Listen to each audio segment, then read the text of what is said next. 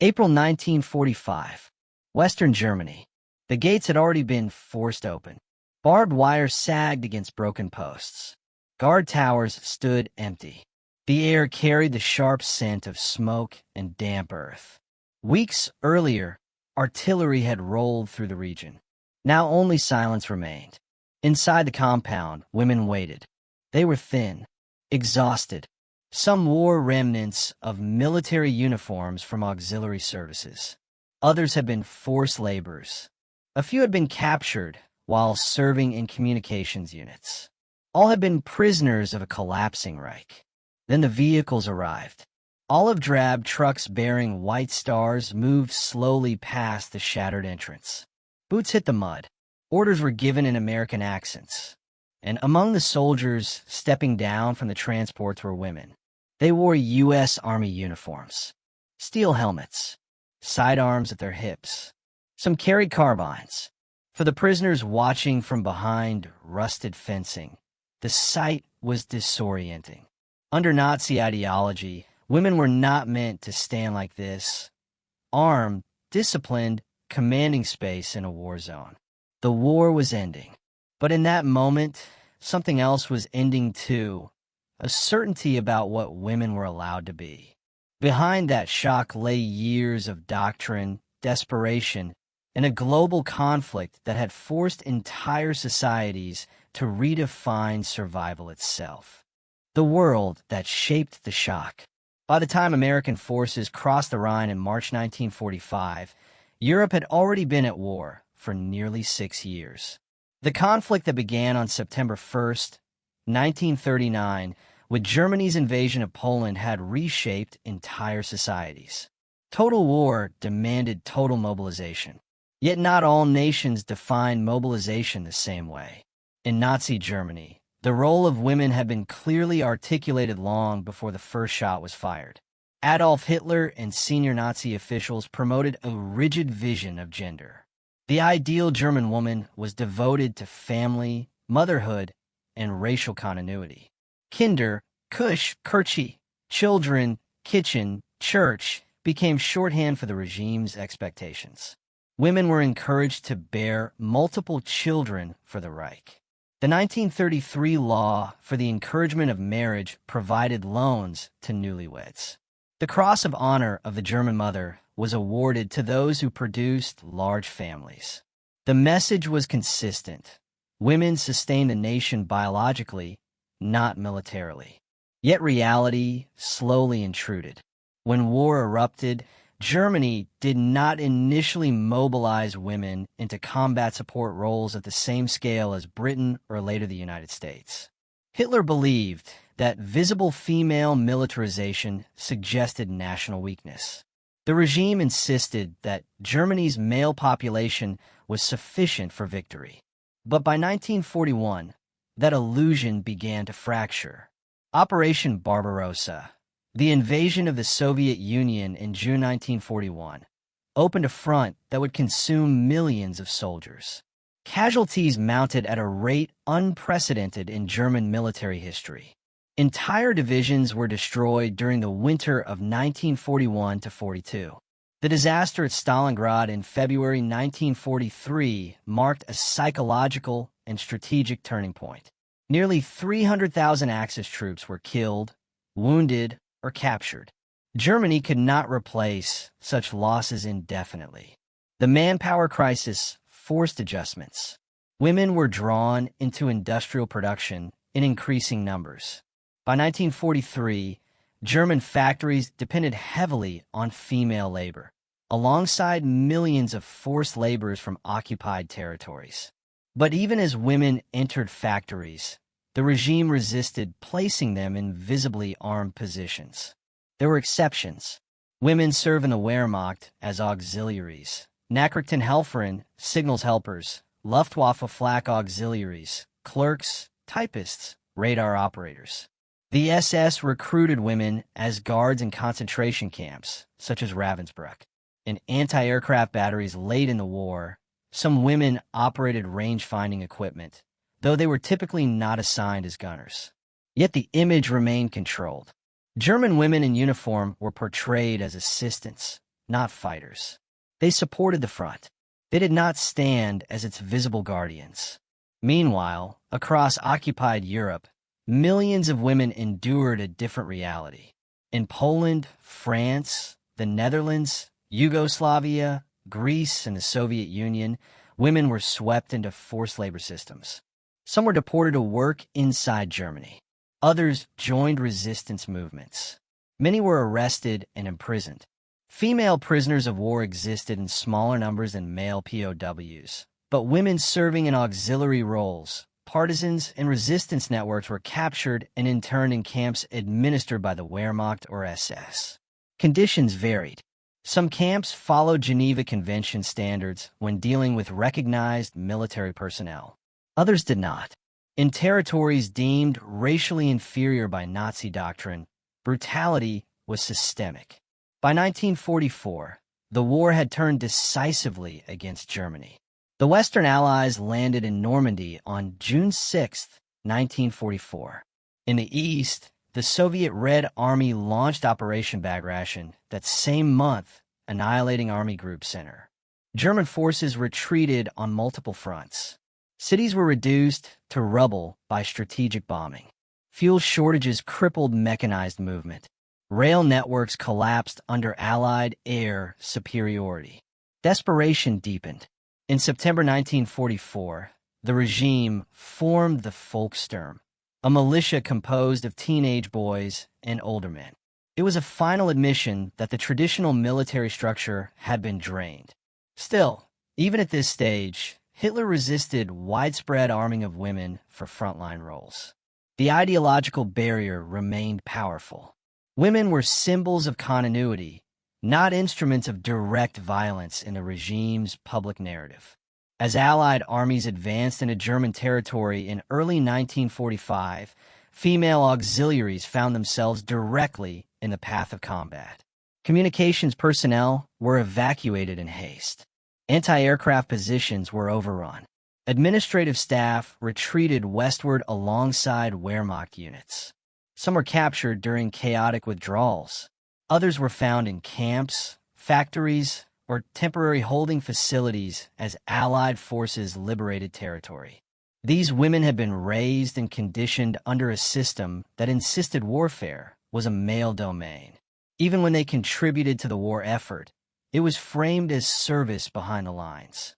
They had seen propaganda images of enemy soldiers. They had been told of American decadence and British decline. They had been warned about Bolshevik brutality. But nowhere in the ideological education of the Third Reich was there room for the image of women openly carrying rifles in structured, disciplined Allied formations. Yet by 1945, the United States had been at war for more than 3 years. And American mobilization followed a different logic entirely. The war's expanding scale would force the United States to reconsider not whether women should serve, but how extensively they could. That transformation, already well underway long before April 1945, is what made the encounter at the camp gates so startling. Because while Nazi doctrine tried to preserve a pre-war ideal, the United States had quietly rewritten its own expectations of women in uniform. And to understand that contrast fully, we must look across the Atlantic to Washington, 1942, where the foundations of a new military reality were being laid. The other side of mobilization. May 14th, 1942. Washington, D.C. The United States had been at war for 5 months. Pearl Harbor had ended isolation. American industry was accelerating toward full mobilization. Shipyards worked without pause. Aircraft factories doubled output within a year. Millions of men were entering the armed forces through enlistment and the Selective Service Act.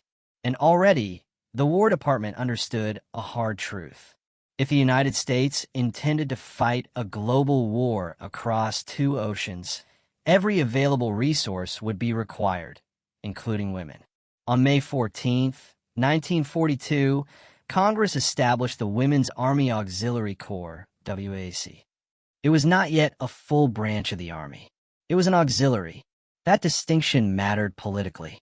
Many in Congress hesitated at the idea of women wearing Army uniforms under direct military authority. There were debates about propriety, housing, discipline, and public reaction. But the need outweighed hesitation. The purpose of the WAC was clear: free men for combat by assigning women to non-combat roles. In 1943, the organization was converted into the Women's Army Corps, WAC, granting women full military status. It was a structural shift. Women were no longer auxiliary helpers. They were soldiers of the United States Army. The Navy followed a similar path. On July 30th, 1942, the Naval Reserve Act established the WAVs, women accepted for volunteer emergency service. The Marine Corps Women's Reserve was formed in February 1943. The Coast Guard created the SPARS. Each branch expanded carefully but steadily. The roles assigned to American women were not symbolic.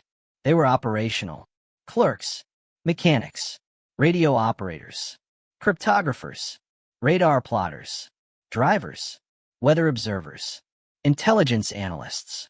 By 1945, more than 150,000 women had served in the WAC alone. Over 100,000 served in the Navy's WAVs. Thousands more joined the Marines and Coast Guard. American Army nurses had already been present in forward zones since the early days of the war. They worked in field hospitals from North Africa to Italy to France. They treated the wounded under bombardment. In some cases, they were captured, such as the nurses taken in the Philippines in 1942. Yet even beyond medical roles, women moved closer to the front lines as the war intensified. In 1944, following the D-Day landings in Normandy, WAC units were deployed to France. They staffed communications centers. They processed paperwork for advancing divisions. They managed logistics at ports newly secured from German control. Some drove trucks along supply routes that were not yet entirely safe. They were not authorized for frontline combat assignments. Official policy barred women from direct infantry engagement, but the fluid nature of modern warfare blurred boundaries. Artillery shells did not distinguish between combat and support zones. Luftwaffe raids targeted supply depots and communication hubs. German V-1 and V-2 rockets struck indiscriminately. Women in uniform operated within range of danger.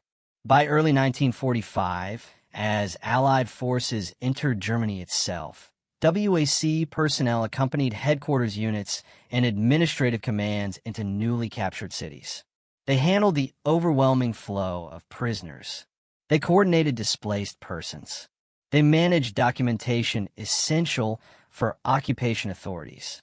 Regulations allowed women officers to carry sidearms in certain overseas assignments, particularly when serving in zones where security could not be guaranteed. Some personnel attached to military police units or intelligence sections were armed for self-defense. The image was practical, not theatrical. An American woman in uniform in 1945 was not a propaganda anomaly. She was the product of structured mobilization policy, endorsed by senior leadership. General George C. Marshall, U.S. Army Chief of Staff, supported the expansion of women's roles. He recognized that each administrative or technical task performed by a trained woman allowed another soldier to reinforce the front.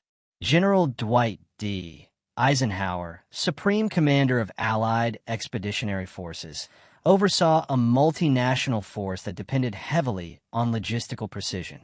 In the vast machinery supporting the liberation of Western Europe, women were part of the system. To American society, the presence of women in uniform had become increasingly normalized by 1944.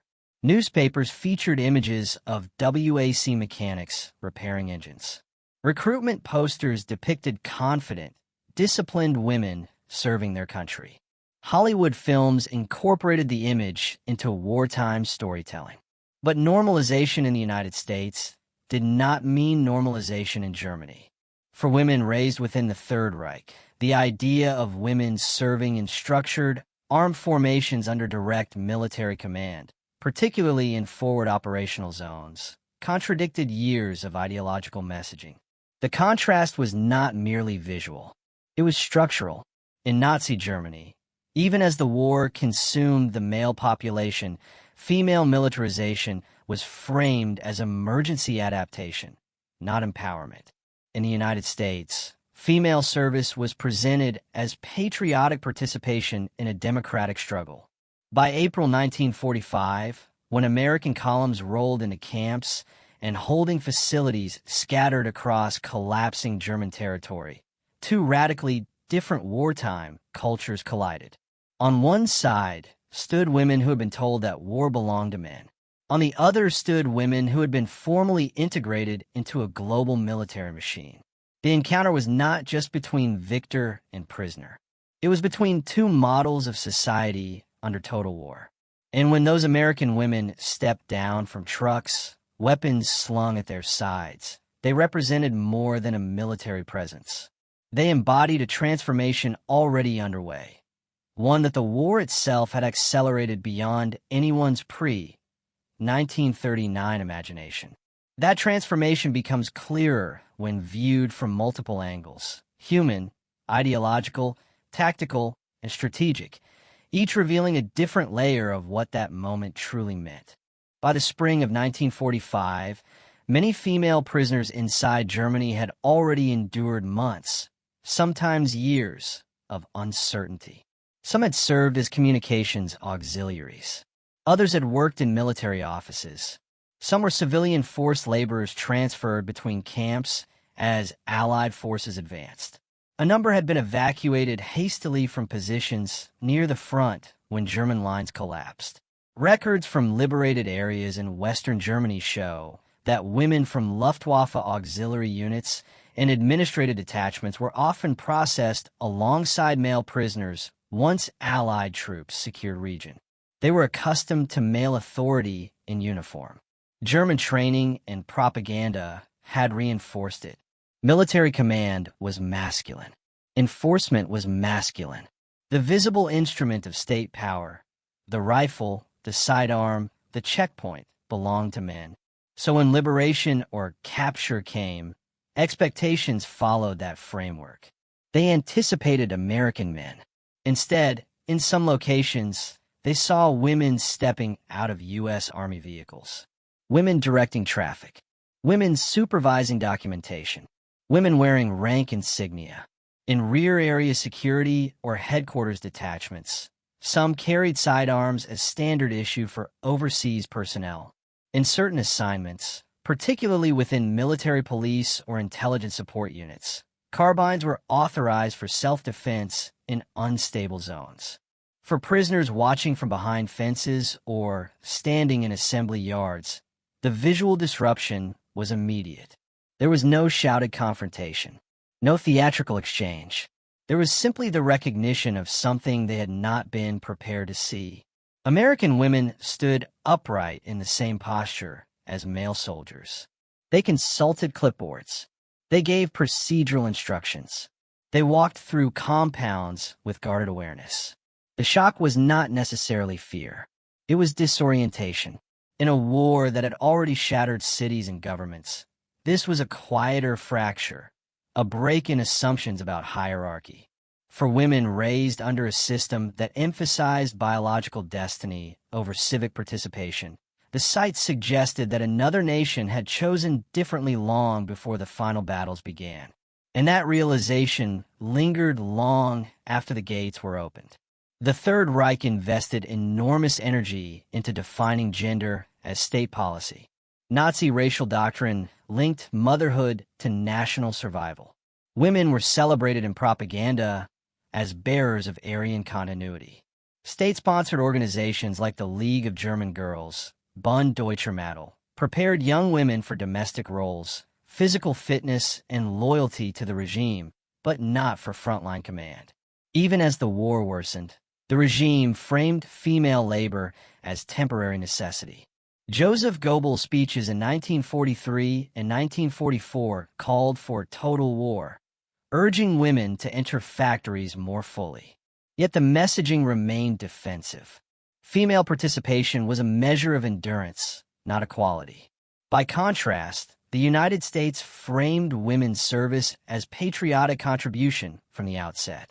Recruitment materials for the Women's Army Corps emphasized competence, discipline, and professionalism. Official photographs showed women operating complex equipment. They were not presented as emergency substitutes. They were presented as trained personnel. When these two narratives met on the ground in 1945, ideology confronted reality.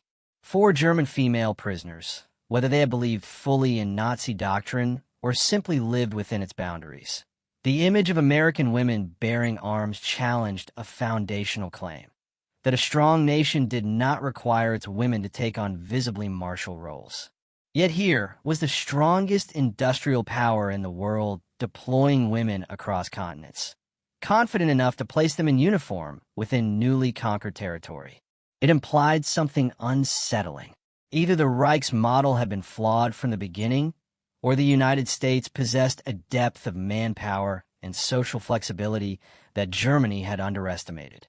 The collapse of Berlin in May 1945 would confirm military defeat, but in camps and processing centers weeks earlier, ideological defeat had already begun in subtler ways. Because the armed American woman standing at a registration table was not arguing doctrine. She was living evidence that another system had functioned differently and successfully. Beyond ideology and symbolism lay a simpler explanation. The United States faced logistical demands of unprecedented scale. By 1945, the U.S. Army operated across North Africa, Italy, Western Europe, the Pacific, and China, Burma, India. Millions of men were deployed overseas. Casualty lists grew after every major offensive, from Normandy to the Battle of the Bulge. Every clerk processing supply manifests in France meant one fewer rifleman pulled from an infantry replacement pool. Every trained radio operator handling encrypted communications freed a soldier for frontline duty. Women filled those roles systematically. WAC units staffed headquarters from London to Paris. They processed prisoner of war documentation as Allied forces captured hundreds of thousands of German troops in early 1945. They maintained vehicle fleets. They operated switchboards, linking advancing divisions to command posts. When the Western Allies crossed the Rhine in March 1945 during operations such as Plunder and Varsity, support units followed closely. The advance into Germany required immediate administrative control over liberated towns, displaced persons, and surrendered forces. In that environment, armed security was not symbolic, it was precautionary. Rear areas could become unstable overnight. Isolated pockets of resistance, known as werewolf units, were rumored to operate behind Allied lines. The possibility of sabotage or sniping, though limited in effect, justified caution. Thus, when American women appeared with sidearms or carbines in newly secured zones, it reflected operational reality rather than dramatic gesture. They were there because the machinery of victory required them. And as Allied columns pushed deeper into collapsing Germany, those practical necessities brought American women face to face with prisoners who had never imagined such a sight. The moment was quiet, but it carried the weight of 6 years of war and decades of social structure, converging inside a single, unexpected image. Modern war in 1945 was no longer confined to trenches and rifle lines. It was an intricate system of radio frequencies, encrypted messages, fuel calculations, supply depots, rail coordination, weather forecasts, and mechanical maintenance. Victory depended on the ability to move men and material across continents with precision. American women were deeply embedded in that system. Within the European theater of operations, WAC personnel served in communication centers that linked field armies to Supreme Headquarters Allied Expeditionary Force, SHAF. They operated teletype machines, They maintained switchboards that handled thousands of calls daily. They decoded and transmitted signals under strict security protocols. Some were attached to military intelligence sections. Others worked in motor pools, ensuring that trucks delivering rations and ammunition remained operational. Still others were assigned to quartermaster units, calculating supply allocations for rapidly advancing divisions. These are not ceremonial tasks. They were critical nodes in a vast logistical chain. By early 1945, as American forces crossed into Germany, the speed of advance created administrative strain. Entire German units surrendered in large numbers. In April alone, hundreds of thousands of prisoners were processed in Western Germany. Facilities had to be secured, documented, and reorganized under Allied control. Women in uniform stood inside that process. Regulations permitted officers and certain enlisted personnel to carry sidearms when assigned to areas where security conditions required it. In unstable zones, particularly near recently contested territory, weapons were standard precaution. The presence of a sidearm did not imply frontline combat status. It reflected recognition that war zones remained unpredictable even after formal surrender. To prisoners observing from within holding areas, however, the distinction between precaution and combat readiness blurred. They saw discipline. They saw command authority. They saw weapons worn with institutional confidence. The battlefield had expanded far beyond trenches, and women were operating within its infrastructure at every level. The integration of women into the U.S. military did not occur spontaneously. It was shaped by deliberate leadership decisions. General George C. Marshall supported the expansion of women's service early in the war. He recognized that mobilization would strain available manpower beyond sustainable limits. Congressional authorization in 1942 provided the legal framework, but required sustained institutional support to function. By 1943, after initial skepticism, the War Department had normalized women's assignments across multiple branches. Training programs were standardized. Rank structures were clarified. Overseas deployment protocols were formalized. When General Dwight D. Eisenhower assumed command of Allied forces in Europe, his headquarters incorporated WAC personnel into its administrative framework. Reports from SHEF confirm that women worked in communications, intelligence, and clerical roles integral to operational planning. This was not an experiment by 1945. It was established practice. Leaders did not portray women as temporary placeholders. They were addressed as soldiers within their designated roles. Performance evaluations were recorded. Promotions were granted. Institutional endorsement mattered. Because when American columns entered liberated camps and detention facilities, the women stepping off those trucks represented the authority of that institution.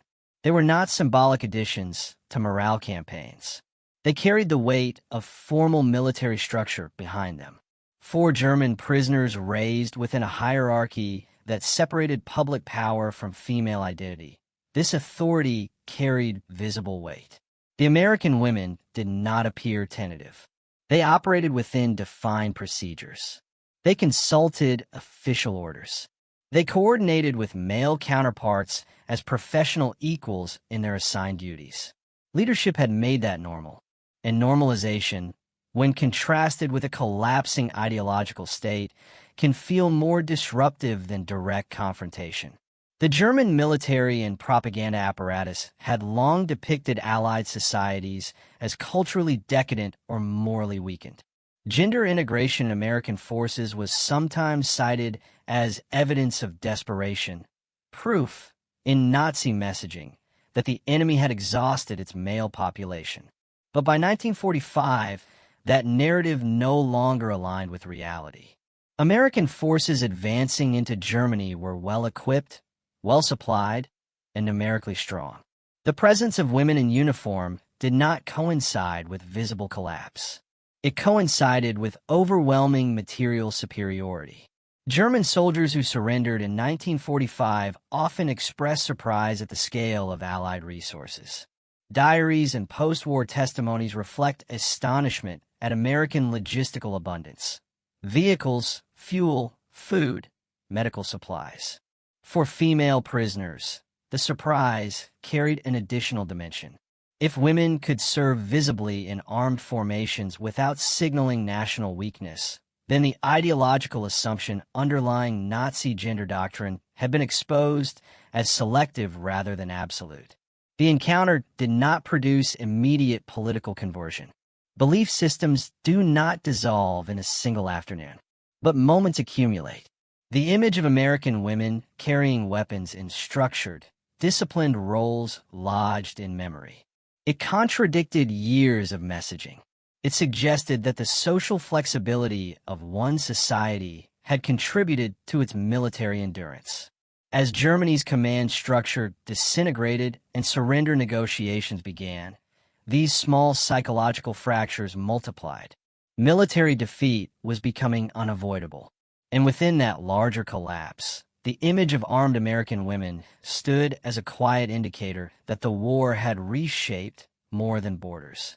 It had reshaped expectations. Those expectations would soon converge in a decisive series of events as Allied forces secured camps, processed prisoners, and formally dismantled what remained of the Third Reich's authority. And it was in that convergence, during the final weeks of April 1945, that the encounter moved from shock to irreversible turning point. April 1945. The collapse accelerates. March 7, 1945. American forces seize the Ludendorff Bridge at Remagen. It is the first intact crossing of the Rhine captured by the Western Allies. Within days, armored divisions pour eastward. By late March, multiple bridgeheads are established. German defensive lines, already weakened by fuel shortages and exhausted reserves, begin to disintegrate. The advance is relentless. On April 1st, the Ruhr Pocket is encircled. More than 300,000 German troops are trapped. In many sectors, surrender comes not in organized formations, but in scattered groups. Columns of prisoners move west under guard. Administrative systems strain under the volume. And behind the advancing front lines, another reality emerges. Camps.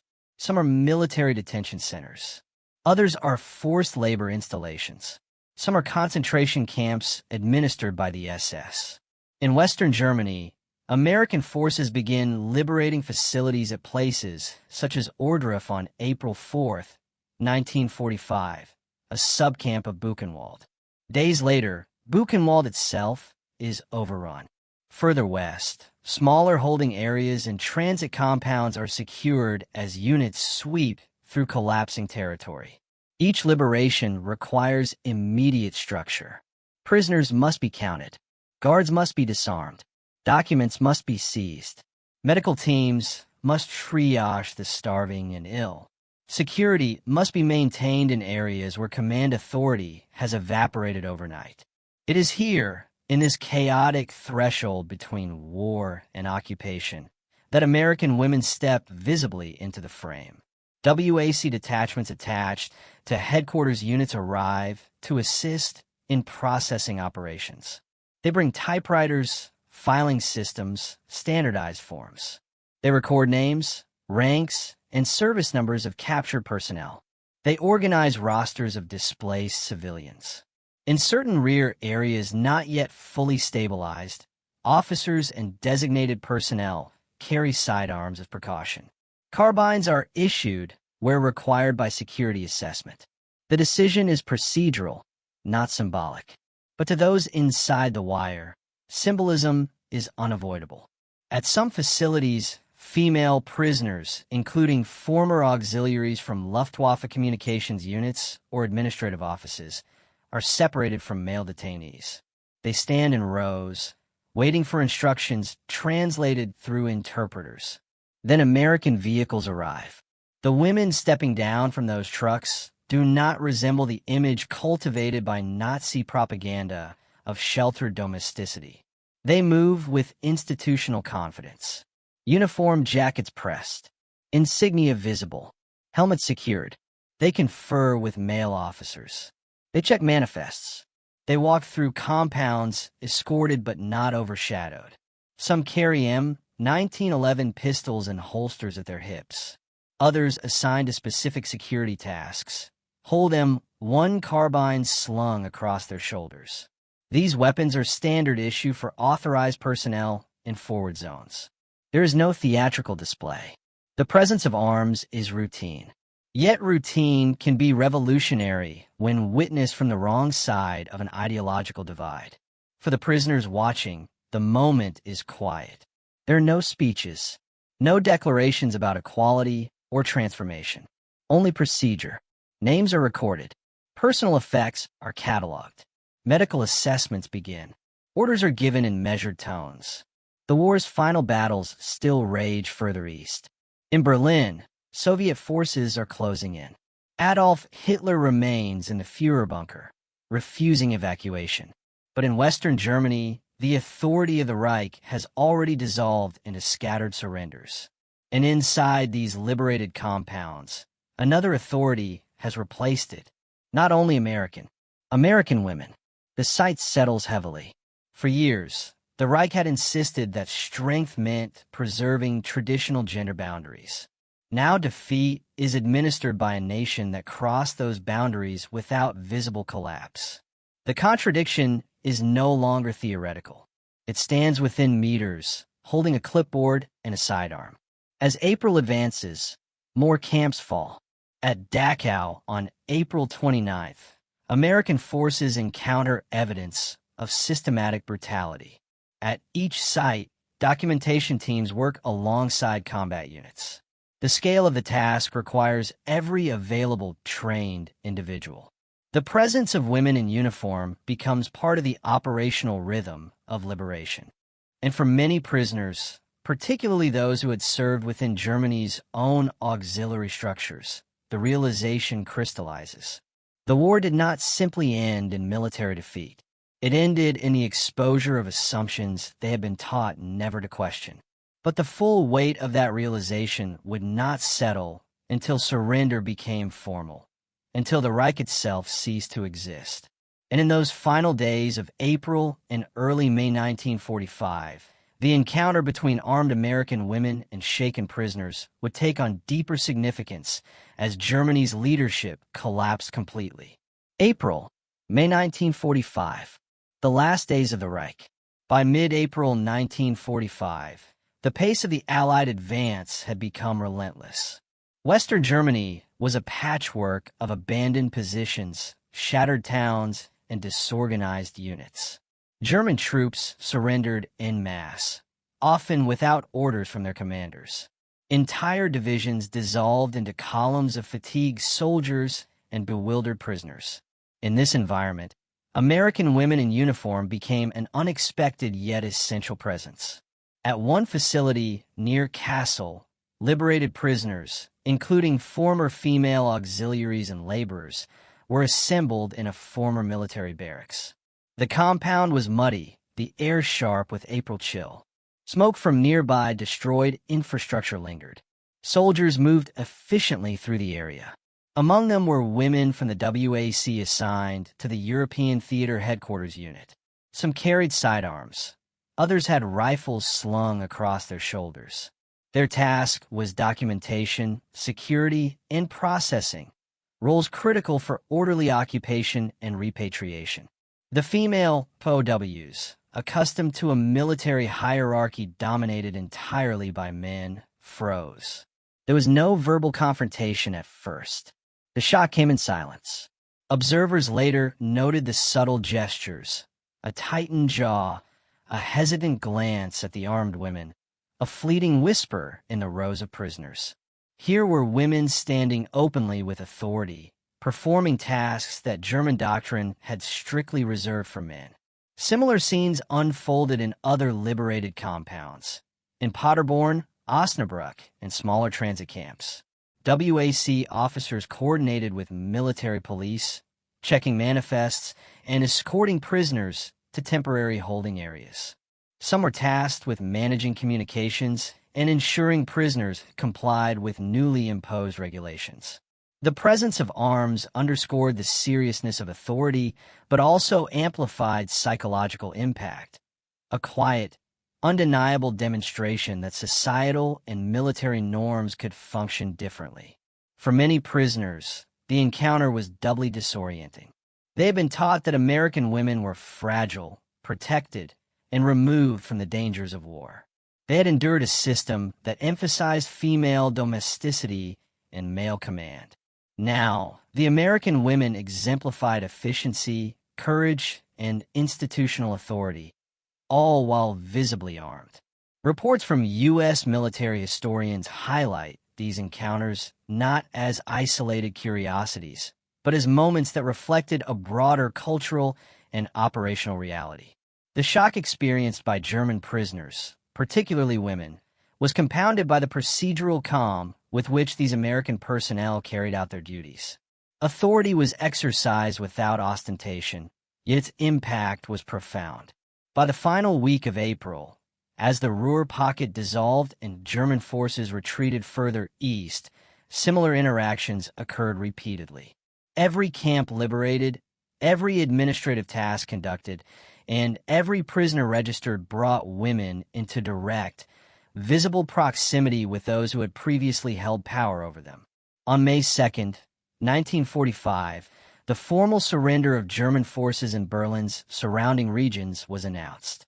In liberated facilities across Western Germany, the practical consequences of this surrender intersected with the symbolic. Female American personnel, carrying weapons in accordance with policy, were now integral to processing the very prisoners who had once operated under the Reich's ideology. The moment crystallized the culmination of years of military preparation, logistical planning, and social redefinition. It was not theatrical. It was procedural. Yet the impact, especially on women prisoners, was seismic. The collapse of Nazi authority was total.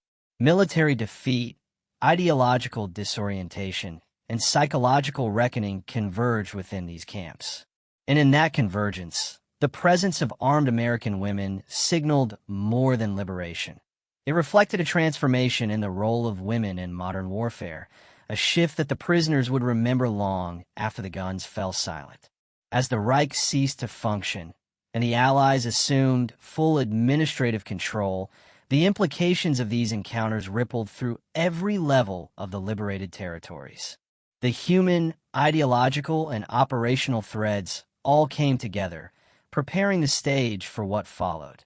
The aftermath of war, reflection, and the enduring impact on gender and military history.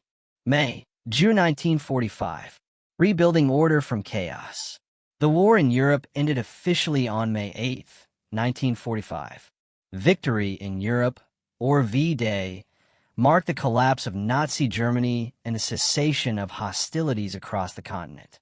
For the liberated prisoners, especially women who had survived years of captivity, forced labor, or military auxiliary service, the immediate question was survival, processing, and repatriation. American forces faced an unprecedented logistical challenge. Across Western Germany, hundreds of thousands of prisoners, male and female, required food, shelter, medical care, and documentation. Field reports from a U.S. Army indicate that WAC personnel were deeply involved in these processes. They served in headquarters units, processing centers, and temporary reception facilities. Their responsibilities ranged from organizing living quarters to recording personal histories, verifying service records, and coordinating transportation back to home territories. At each liberated site, the presence of armed American women remained notable. They carried sidearms in accordance with policy, a precautionary measure in areas where security remained uncertain. While no engagement with remaining German forces occurred in these zones, the visible authority they projected was essential to maintaining order. It ensured compliance with Allied regulations, mitigated potential unrest, and facilitated the systematic movement of prisoners. For female POWs, the impact extended beyond the immediate practicalities of survival. Diaries and post-liberation testimonies describe an intense psychological dislocation. Women who had spent years within a rigidly patriarchal and militarized system were confronted with a reality where women could exercise authority in uniform, carry arms, and operate seamlessly within military bureaucracy. In many cases, these encounters challenged lifelong assumptions about hierarchy, gender roles, and societal power structures. At the same time, U.S. military personnel documented these reactions for operational insight. Officers noted that some prisoners initially hesitated to comply with instructions issued by women, requiring patience and demonstration of procedural authority. In most cases, however, the professional demeanor and consistent execution of duties by WAC personnel quickly established respect and operational efficiency. The broader military effect was significant. By integrating women into administrative, security, and operational roles, the U.S. Army increased its processing capacity without diverting male combat personnel from frontline duties. Every female soldier performing clerical, logistical, or communications work represented one more soldier available for combat operations or occupation management. Beyond immediate operations, the encounters also influenced post-war assessments of gender roles in the military. American officers observed the effectiveness of women in forward zones, noting their ability to combine discipline, organizational skill, and resilience under stressful conditions. Reports prepared for the War Department highlighted that women could be trusted with sensitive tasks, including the handling of prisoners, classified documents, and coordination of complex logistical systems. In liberated compounds and transit camps, American women continued to serve as essential intermediaries between former prisoners, military authorities, and civilian relief organizations. Organizations such as the Red Cross and UNRRA, United Nations Relief and Rehabilitation Administration, collaborated closely with military personnel, often relying on women to manage intake, distribution, and record-keeping. Their presence ensured that the chaos of liberation was transformed into an organized, humane process. By June 1945, many female prisoners were en route to their home countries, whether Germany, Austria, or occupied territories in Eastern Europe. For those who had survived forced labor or auxiliary service, the memory of encountering armed American women remained vivid. In letters and post-war interviews, some described initial disbelief giving way to admiration, a recognition that military efficiency, authority, and compassion could coexist within a framework that included women equally alongside men. This period laid the foundation for deeper reflections on the role of women in modern warfare. Practical necessity had introduced them to positions of authority. Psychological impact had demonstrated the cultural rupture such positions could produce in previously rigid societies.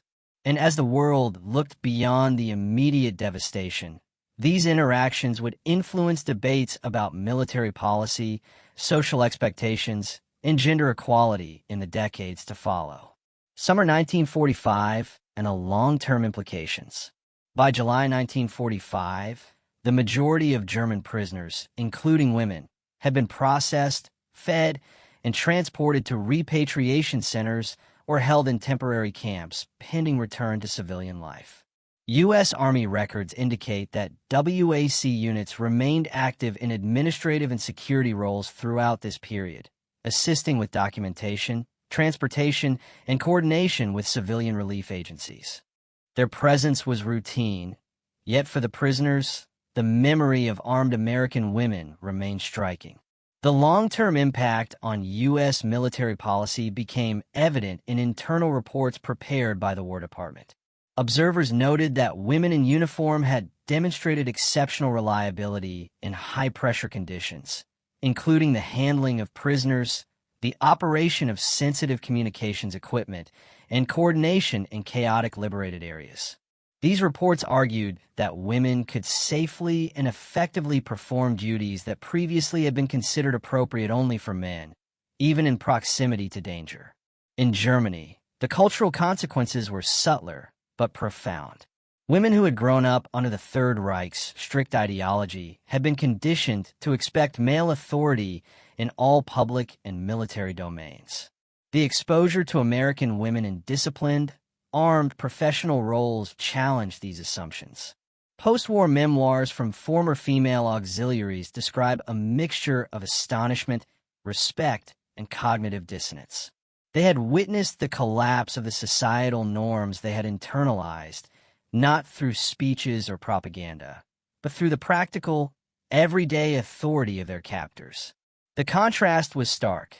The Nazi model of rigidly defined gender roles had failed to adapt effectively to total war. By contrast, the United States, through careful policy, training, and deployment, had integrated women into critical operational roles without undermining military effectiveness. The result was both functional and symbolic. Women contributed tangibly to victory and demonstrated that gender barriers could be reconciled with disciplined service. These experiences influenced post-war discussions within the U.S. military. The demonstrated reliability of women in operational and administrative roles provided empirical support for expanding opportunities in peacetime service. While immediate post-war demobilization reduced the number of women on active duty, policymakers recognized that the precedent of effective female service could not be ignored. It informed future decisions, including the eventual integration of women into permanent branches of the armed forces and the expansion of roles beyond clerical or medical duties. In broader historical memory, the encounter left an indelible mark. For former German female prisoners, the presence of armed American women became a symbol of cultural and ideological dislocation, a small but profound example of the ways in which total war reshaped perceptions of authority, competence, and gender. In post-war literature and oral histories, these women often recounted the sight as a moment of disorientation that revealed a society operating under fundamentally different assumptions about what women could do and how power could be exercised. By mid-1945, the military defeat of Germany was complete and reconstruction efforts began. Yet the quieter psychological and social consequences persisted. The war had proven that operational necessity could override rigid ideology. The image of disciplined, armed American women standing confidently in liberated camps became emblematic not only of military pragmatism, but also of a cultural shift that would ripple through both military and civilian life in the United States and abroad. The aftermath, therefore, was both immediate and long-lasting. In the short term, it ensured efficient processing and humane treatment of prisoners. In the long term, it demonstrated the strategic and symbolic power of integrating women fully into military structures. This convergence of practicality and ideology set the stage for reflection on the broader implications of the war, a reflection that extends beyond victory or defeat into the realms of culture, gender, and history itself. The war in Europe had ended. Guns fell silent. Cities smoldered. Governments crumbled. Yet amid the ruins, something subtle but profound had shifted. For women who had spent years behind barbed wire, the sight of American women carrying rifles and sidearms was more than an operational necessity. It was a statement.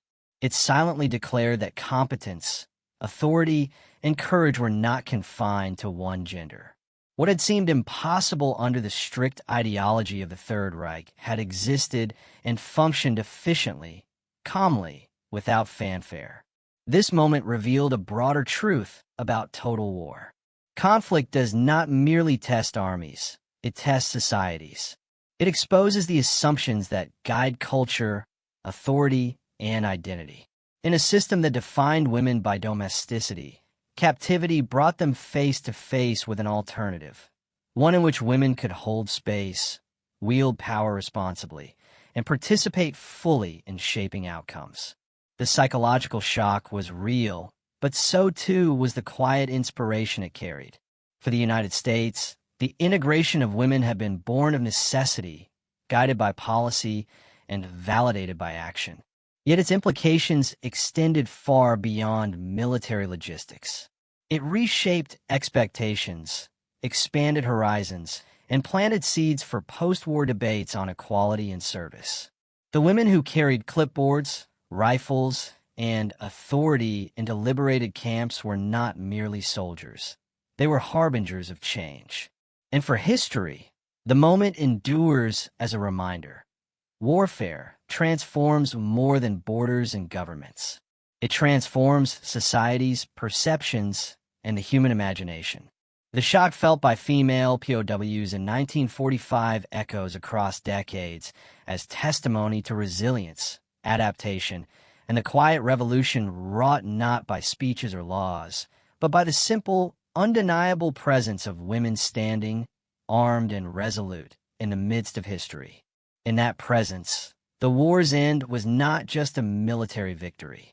It was a redefinition of what society could accept, what individuals could achieve, and what authority could look like, even in the shadow of total collapse.